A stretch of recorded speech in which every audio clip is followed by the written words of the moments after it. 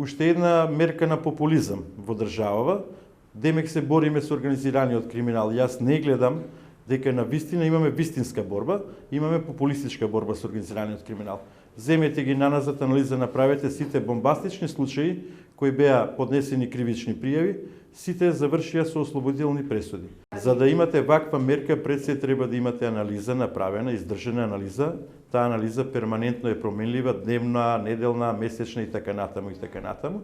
Значи никаде нема вакви мерки за бивши премиери, посебни, специјални мерки, туку органите за внатрешни работи, значи Министерството е должно не само према премиер, према секој граѓанин кому му е загрозен животот по службена должност, екс официо, да преземе службени действија за заштита неговиот интегритет и животот нормално.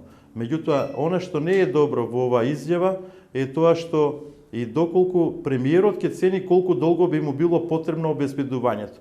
Па премиерот во, да кажеме, кој е поранешен премиер, не е институција која располага со релевантни факти за негово загрозување. Тоа се службите и секако тие треба да реагираат.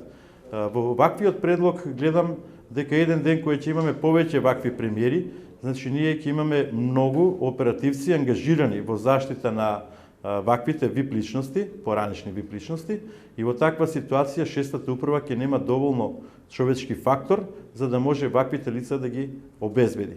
Тоа е сериозен проблем на долги стази.